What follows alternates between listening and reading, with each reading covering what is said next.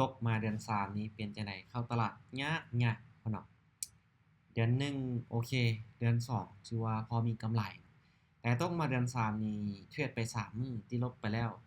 เมื่อวานกับมื้อนี้เทรด3มื้อติดลบไป2มื้อสิมีกำไรอยู่บ่เดี๋ยวนี้คือตอนนี้น่ะตุ้ยลบอยู่ที่269เทรดไปในรอบ10โมงที่ผ่านมาก็ถือว่าพลาดไป5ไม้ก็เลยหยุด ตอนนี้เวลาที่12โมง3นาทีหรือว่า00โมง3นาทีนั่นเองเดี๋ยวจะมาแก้พอร์ตเนาะเดี๋ยวจะมาเทรดเก็บกำไรเอาง่ายๆซะเทรดเก็บกำไรบอกว่าแก้พอร์ตฉันเนาะตุ้ยจะใช้ต้นทุนอยู่ที่ 2,145 USDT ในการเทรดในรอบนี้เบิ่งกันถ้าว่าได้เทรดเก็งกำไรได้ในรอบนี้ก็อาจจะ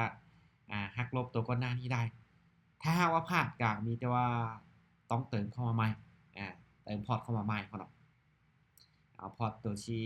ทอนไปตัวที่ได้กำไรจากเดือน1เดือน2มาก็เอามาเพิ่มมาเดี๋ยวมาเริ่มวิเคราะห์กัน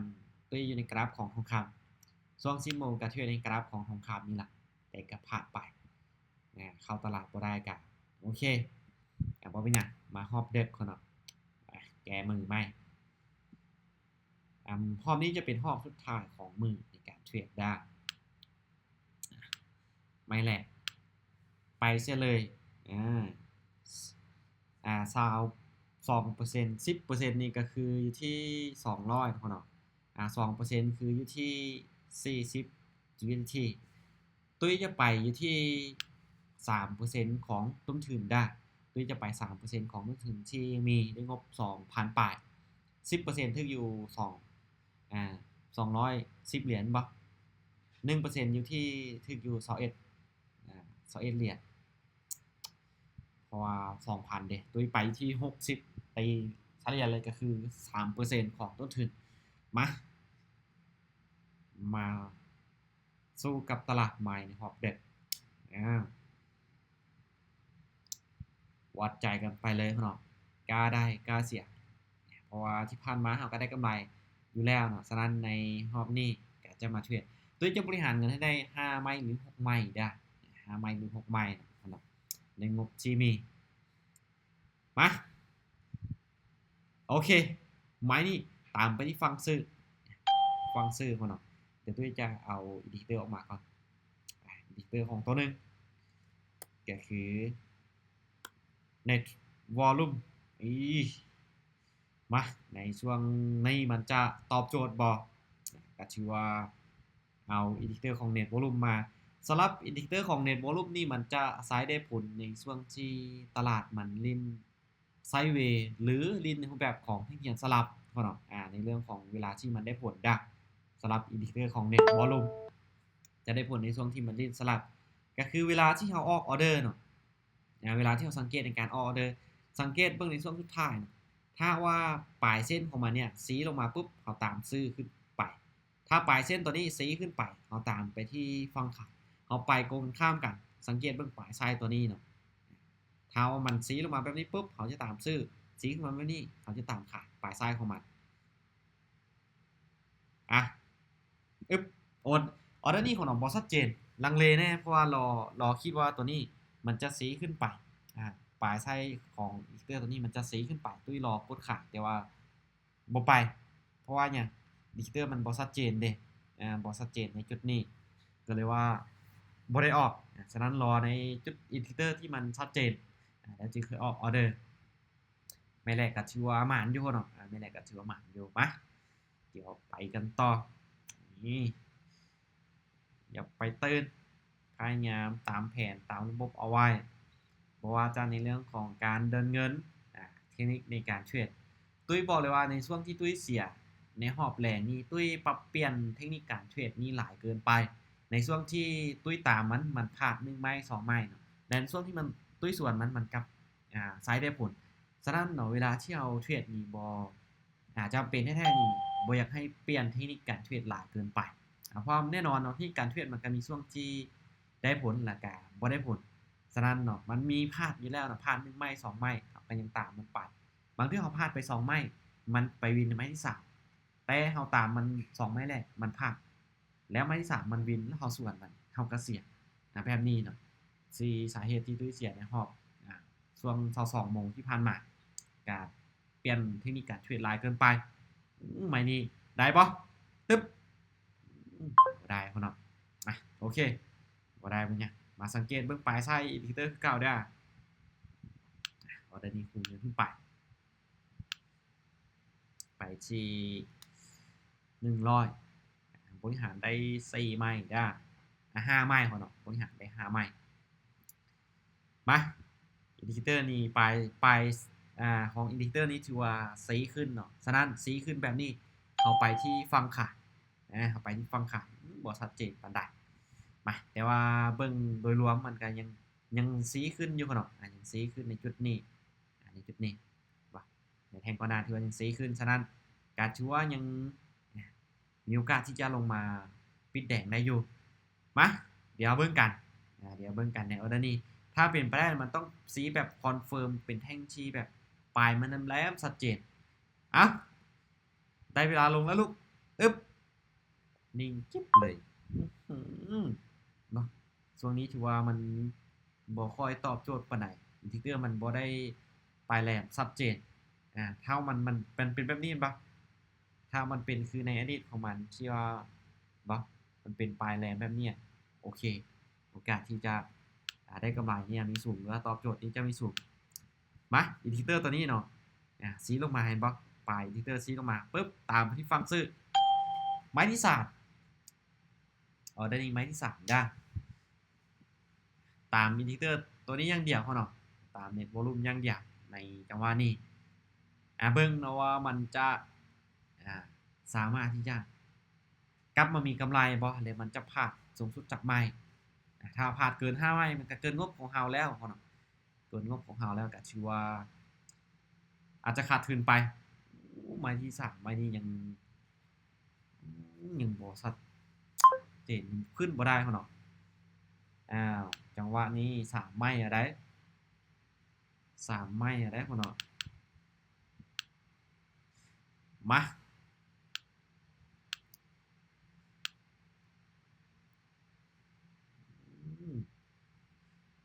โอเค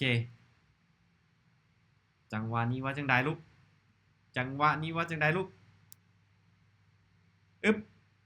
ขายมาต้องมีไม่ใดไม่นึงแล้วว่าจังหวะนี้คือในจุดนี้เขาเนาะอินดิเคเตอร์นี้ก็ถือว่าสีขึ้นไปก็เลยว่าตามขายถ้าว่าเราสังเกตจากแท่งเทียนนี้แน่นอนมันมีแห่งซื้อที่เข้าไปหลักแต่ก็คือตามอินดิเคเตอร์ไปอย่างเดียวเห็นป่ะก็คือที่ตุ้ยได้ว้าไปเนาะว่าจะตามอินดิเคเตอร์ไปอย่างเดียวเบิ่งว่าจะพลาดจากไม้หรือจะวินจากไม้ไม้นี่ต้องแดงแล้วล่ะสวยงามลูกวินไม้ที่3คุณนะไม้ที่4คุณนะกลับมามีกำไรอยู่น้อยนึงมาไปกันต่อได้ไม้นี้จะไปที่60พอเริ่มต้น60เด้3%ของต้นทุนโอเคอินทิเตอร์กลับมาได้ผลแล้วบ่ออเดอร์นี้ตามขายเลยเห็นบ่ปลายไส้ของอินดิเคเตอร์ตัวนี้มันซีขึ้นไปออเดอร์นี้ตามขายคือพุ่งกระจวดเทราบาทนี่มันอาจจะบ่ตอบโจทย์ปานใดเนาะถ้าว่ากราฟมันลิ้นตามแห่งซื้อแห่งขายของมันแบบเนี้ยมันจะบ่ตอบโจทย์ปานใดบ่ถ้ามันลิ้นในช่วงที่ไซด์เวย์เขียวแดงนี่มาหลายไม้นี่มันจะตอบโจทย์อยู่แต่ในช่วงนี้คือแดงมันก็แดงมา3-4ไม้เขียวก็เขียวไป3-4ไม้แบบนี้มันบ่ค่อยตอบโจทย์กับสำหรับอินดิเคเตอร์ของตัวนี้ปานใดมาไปกันต่อเดี๋ยวไปตื่นไปกันต่อได้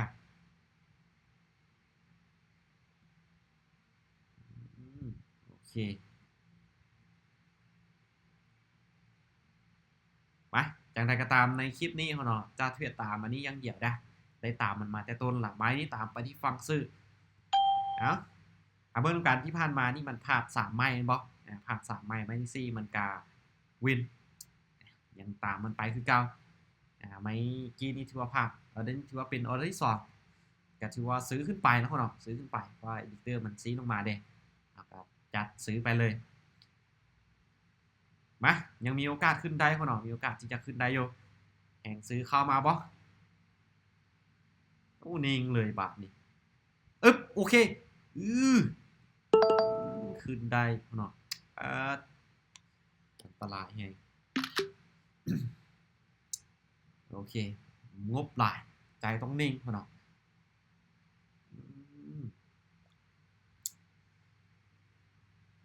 อ่ะเดี๋ยวไปกันต่อ Honda ไปที่60ก่อนเนาะ60อินดิเคเตอร์มันซีลงมาแบบเนี้ยตามไปที่ฟังซื้อเลยนะซื้อขึ้นไปอีกครั้งหนึ่งมาเบิ้งนะพ่อเนาะจะกลับมาได้บ่กลับขึ้นไปลูกถ้ามันกลับเข้ามาลิ้นในโซนสลับนี้โอ้หวานเจี๊ยบเลยถ้าเทรดแบบนี้นี่ออเดอร์กี้นี่สิว่าขึ้นในช่วงท้ายนี่เริ่มขึ้นละออเดอร์นี้เขียวแน่นอนละจังหวะนี้จังไหนก็เขียวแน่นอนละอู้หูแบบนี้กะโอเคแบบนี้กับหวานเจี๊ยบหมดแล้วพ่อเนาะสวยจัดไปมาเดี๋ยวไปกันต่อได้ไป60คือเก่า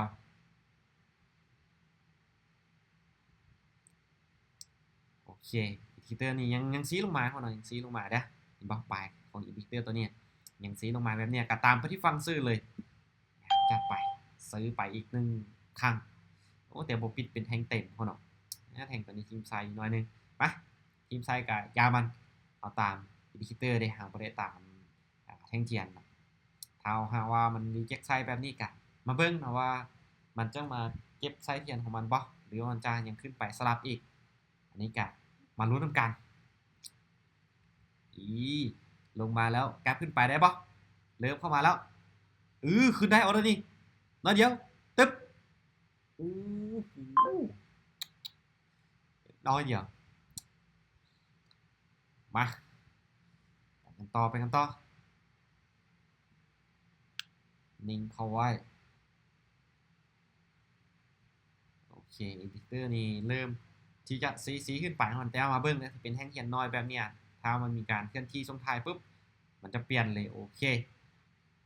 มา3 2 1โอเคขายบัตรนี่ขายของน้องเพราะว่ายังนับเวลาในจุดนี้เนาะย่านอินดิเคเตอร์มันจะเปลี่ยนสินะมันจะเปลี่ยนก็เลยว่ารออินดิเคเตอร์มันซีขึ้นไปกัน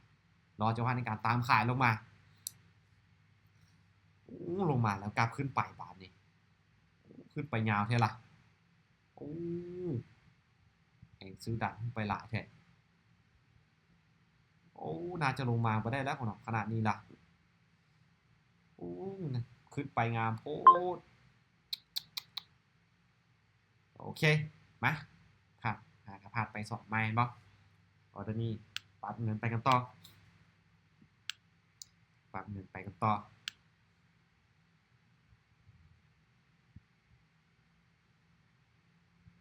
โอเคอินดิเคเตอร์เนาะก็ถือว่าซีลงมาเห็นป่ะสังเกตบนปลายไซด์ของอินดิเคเตอร์ลงมาเต็มลูกโอเคอ่ะบอเต็มกาถือว่าซื้อขึ้นไปกาแน่นอนเนาะก็ตามอินดิเคเตอร์คือเก่านี่แหละแต่ถ้าว่ามันแท่งตัวนี้เนาะปิดเป็นแท่งเต็มนี่ถือว่ามีโอกาสที่จะขึ้นไปนี้หลายกว่าแต่มีโอกาสขึ้นไปหลายกว่าแต่ก็มาลุ้นได้ก่อนเนาะอีกอย่างก็เกิดขึ้นได้ใน binary option ในการเทรดซันนี่มาได้ปะโอ้นิ่งเลยบาทนี่โอ้3 ไม้คนได้กราฟมี3 ไม้ได้ไม้ที่4มาอีกละโอเคมาไปกันต่อได้ไม้ที่4อินดิเคเตอร์นี่บอสัดเจนคนได้มารอเบิ้งส่งท้ายนะว่ามันจะเป็นจะไดอินดิเคเตอร์ตัวนี้บอสัดเจนนี่บอกออกนะเพราะเห็นบอกมันไปแนวนอนเลยไปในแนวราบแนวนอนเลยก็เลยว่าโบได้ออกไปถ้าโอเคอินดิเคเตอร์มันซีลงมาปุ๊บแน่นอนตัวจะต่างไปที่ฟังซื้อ แต่ในจุดนี้คือมันก้ำกึ่งเด็มันไปในแนวนอนเอารอจังว่าเอาบาดนี้เขียวบ่เขียวหรือแดงน่าจะนิ่งเขียวแบบนี้หัวหนอน่าจะนิ่งเขียวอยู่นิ่งกิ๊บเลยตลาดเริ่มเป็นแห้งน้อยยิ่งเด็กยิ่งพันพวนยิ่งบ่เอาได้ปกติแล้วตอนเด็กตลาดมันจะงามปกติแล้วตอนเด็กตลาดมันจะงามลงมาให้เต็มที่ละลูกแทงตัวนี้ลงมาเต็มปะลงมาบุเต็มโอเคไหมซื้อคนเนาะเอาแทงเทียนบอเต็มกาซื้อไปออเดอร์นี้กาซื้อไปมีการจ้งราคาคาดหวังไว้อยู่แต่ว่ากระตามอินดิเคเตอร์คือเก่ามาออเดอร์นี้ต้องขึ้นได้ล่ะก่อนหน้านี้มันปิดเขียวเด้แทงตัวนี้มันยังปิดเขียวเนาะฉะนั้นแทงนี้ก็ต้องปิดเขียวคือกันเอาอินดิเคเตอร์ของเรามันจะไปทิศทางบ่สีบ่ทิศทางบ่ลันนิ่งไว้ลันนิ่งไว้ลูกเอ๊ะ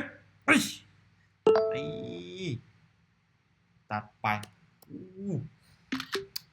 กาพาดของเรากาพาดนะแต่ว่ายังอยู่7 USDT นะยังอยู่7 USDT ของเราเดี๋ยวไปกันต่อยังติดลบอยู่7 USDT มาเน็ตอยากทราบโอเคมาจะบริหารต้นทุนให้ได้6ไม้เดี๋ยววันนี้นะ6ไม้เนาะ5ไม้นี่มันเสี่ยงเกินไปเอา6ไม้ออเดอร์นี้ถือว่าพอทันได้ออกได้พอทันได้ออกออเดอร์ถือว่ายังคำนวณในการบริหารเงินอยู่จะบริหารไป6ไม้เนาะ5ไม้นี่ยังเสี่ยงฉะนั้นพอร์ตของเราก็เริ่มกลับมาเด้กับเซฟลงเอาเซฟลงเอาเขาต้นทุนเขากระหลายและแม่นเนาะแต่เขาเวลาที่เขาได้แล้วก็เซฟลงเอาแน่จะลดลงมาจาก60ลงมา40โอ้เริ่มสวิงเขาเนาะวิบวับเลยกราฟตอนนี้มาโอ้โหเทลงมาหลายแท้ช่วงดึกนี่รู้สึกว่าวอลุ่มการซื้อขายนี่แห้งได้วอลุ่มการซื้อขายของเขาจะแห้งเขาเนาะ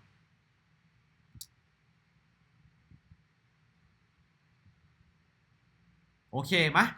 ซื้อไม้นี่อินดิเคเตอร์ก็ถือว่ายังซีลงมาตามซื้อคือเก้า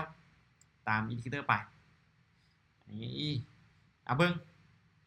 จะช่วยให้กลับมามีกำไรบ่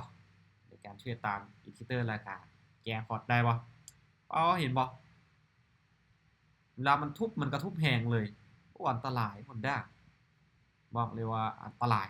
ถ้าว่ามันเป็นแบบนี้เอ้ามันลงมามันก็ขึ้นได้นี่วิบวับอยู่เลยเห็นบ่เวลามันเต้นเห็นบ่บัดทุบกะอึบปักยาวๆลิ้นจังซี่ว่ะมาไปกันต่อมาไปกันต่อได้โอ้โหเทลงมาหลายเลยไปโอเคจัดซื้ออีกคนเนาะจัดซื้ออีกจะว่าเป็นการชวนเทรนกาแมนเนาะแต่ว่าในที่นี่ในการชวนเทรนก็คือจะตามทางด้านของอินดิเคเตอร์ของเน็ตวอลลุ่มไปเนาะว่าที่ผ่านมาตุ้ยกับเทรดตามเน็ตวอลลุ่มอยู่แล้วฉะนั้นในจุดนี้กับตามมันคือเก้าตามมันคือเก้าโอ้ถือว่าเทขายหลายเท่าแล้วลูกกราฟขึ้นไปได้ปะกราฟขึ้นไปพักก่อนแห่งซื้อเริ่มเข้ามาละอย่าเฮ็ดจังซี่กลับบ่ตึ๊บโอ้โหยังเทลงมาเรื่อยโอ้ยังบุกทองคำนี่ถือว่าเทลงมาหลายนะทองคำถือว่าลงมาหลายโอ้ทุกกราฟบ่ว่าแต่คริปโตบ่ว่าแต่ทองคำมาไปกันต่อ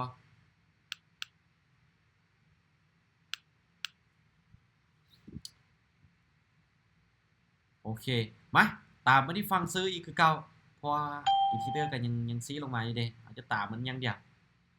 มันต้องมี6ไม้เนาะมันต้องมีไม่ใดไม่หนึ่งที่อินดิเคเตอร์มันได้ผลใน6ออเดอร์ที่ค่อยตามมันตัวเสื้อเนาะเพราะในที่ผ่านมามันกา ถามว่าพลาดบ่พลาดแต่มันบ่เกิน3ออเดอร์นะครับพลาดบ่เกิน3ออเดอร์ฉะนั้นในจุดนี้ตัวก็ยังเชื่อมันมาไม้นี้ขอปิดงามๆก่อนอย่าฟ้าวตูดลงมาที่ละลูกแล้วนิ่งไว้แล้วนิ่งไว้อึ๊บโอเค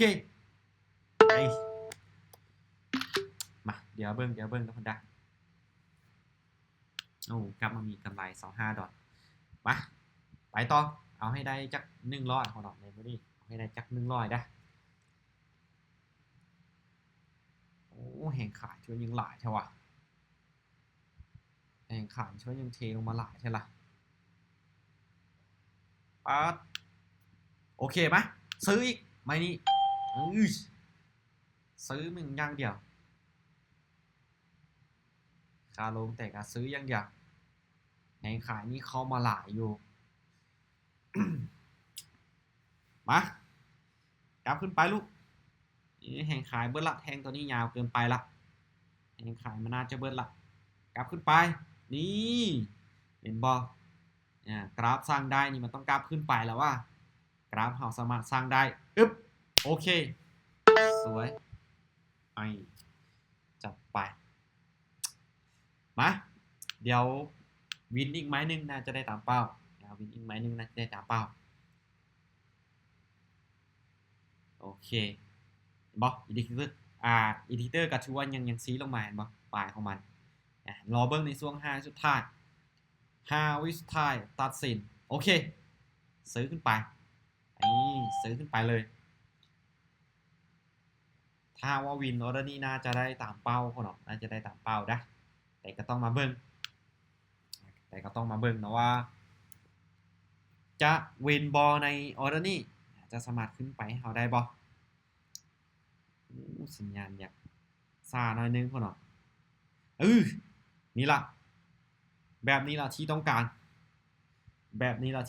คนหรอกมาว่าจังไดไหมนี่โอเคสวยแบบนี้ละที่ต้องการสุดท้ายกลับมามีกำไรกลุ่มแก้พอร์ตจนว่านี่ดึกเดือนเที่ยงคืนเป็นยังบนอนบวกมาที่100กับ1 ดอลสายต้นทุน 2,100 ปลายหอบเด็กถือว่าดูเดือดแหงแต่มีผ่านแต่ผ่านเกิน3ไม่จากพอร์ตที่ลบ269กลับมาบวกที่100กับ1 ดอลโอ้โหสู้ชีวิตแห่งไหนมานี่ถือว่าเขาตลาดยากคนเนาะตกมาเดือน3นี่ถือว่าเขาตลาดยากสำหรับค่อยสำหรับคนอื่นนี่ผมว่าเป็นจังไดแต่โอเคยังน้อยกลับมามีกำไรละถือว่าเกือบไปเขาเนาะเกือบไปแต่การเท้าพลาดกะบ่เป็นยังเพราะว่าก็ชื่อว่าเป็นผลพลอยกำไรที่ได้จากเดือน1แล้วก็เดือน2ที่เฮาเทรดเฮาปั้นมาก็ถือว่าเดือน3เดือน3นี่เท่าเสียในพอร์ตตัวนี้ไปก็ถือว่าหักลบกันในเดือน1แล้วก็เดือน2มันยังมีกำไรอยู่โอเคก่อนที่จะจากกันไปด้วยก็ต้องขอย้ำคือเก่าสำหรับการเทรดของเราอาจจะบ่ได้เหมาะสำหรับทุกคนเพราะว่าแน่นอนว่ามันให้ผลตอบแทนที่สูงแต่อย่าลืมนะความเสี่ยงมันก็สูงเช่นกันฉะนั้นทุกคนก็ต้องได้ศึกษาในจุดนี้ให้เข้าใจนะว่ามันเสี่ยงแบบใดมันให้ผลตอบแทนแบบใดให้เข้าใจในจุดนี้ก่อนที่คนนั้นจะตัดสินใจเอาเงินของคนเข้ามาเก็งกำไรในตลาดโอเคสำหรับคลิปนี้บายบายเขาเนาะสำหรับใครที่อยากศึกษาเพิ่มเติมอยากจะเข้าร่วมกลุ่มเข้าร่วมโคมินิตี้ในการศึกษาในการเรียนรู้เกี่ยวกับการเทรด binary option ก็สามารถจะทักมาปรึกษาได้โอเคสำหรับที่นี่บายบาย